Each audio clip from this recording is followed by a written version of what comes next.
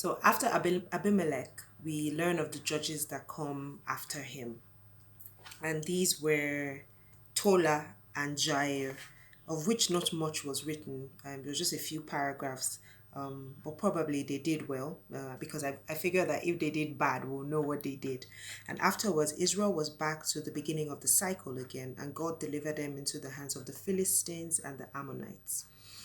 They repented, and the Lord responded to them and told them to go and meet all the gods that they were worshiping to deliver them. Now that was very significant because usually, God already knew what it was, but this time I think he had had it a little and was like, you know what? Oh, don't call upon me. Go meet the gods. You worship these gods. Call them to save you.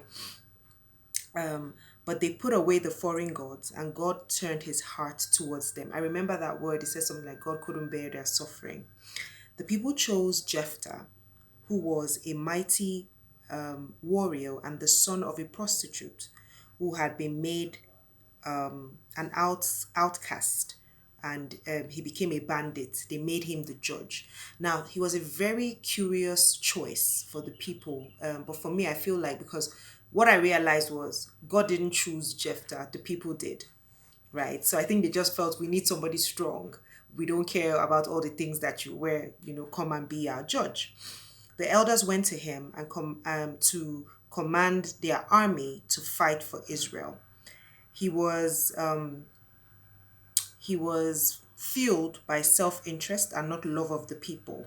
That was quite very evident by the things that he was requesting for, and I guess it was warranted because he was someone who had been made an outcast because of he wasn't you know technically a son because he was the son of a prostitute or whatever. So he requested that he wanted to be their head, like maybe their king or whatever. And in being in dire straits, the elders agreed.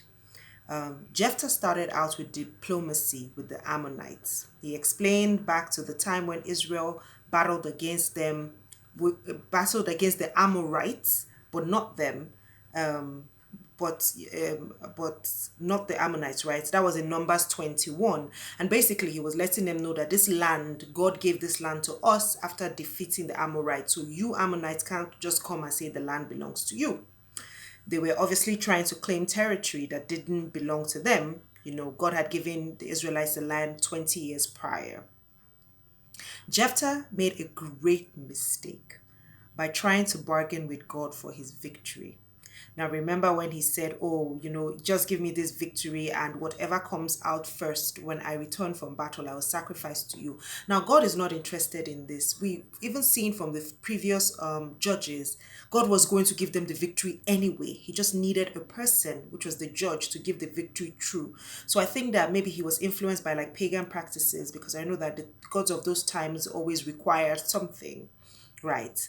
And he ended up sacrificing his daughter, even though it was very clear from what we've seen in Deuteronomy that God abhorred human sacrifices. He didn't want it, right?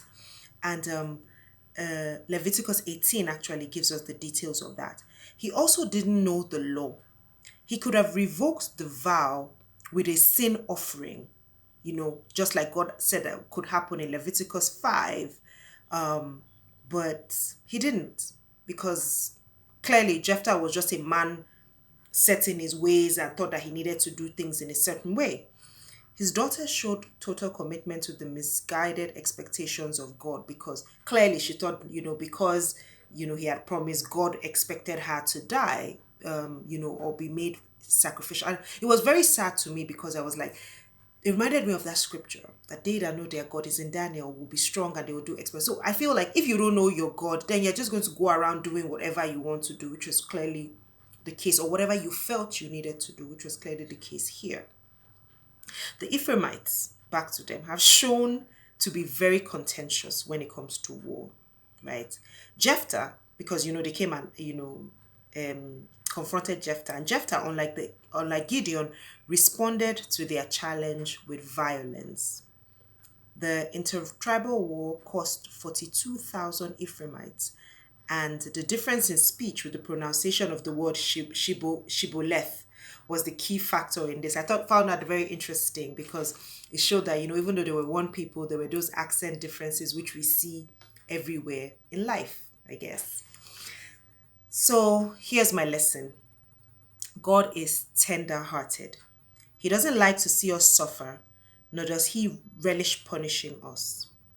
In 10:16, it said his soul could no longer endure the misery of Israel, which was why he empowered Jephthah to save them. If you're brokenhearted or feeling, dejected or rejected or depressed, remember that God is close to the brokenhearted and save the crushed in spirit. See Psalm 34:18 for more about this. Thank you for joining me today. Tomorrow we'll continue with Judges 13 to 15, and I'll see you here. Bye.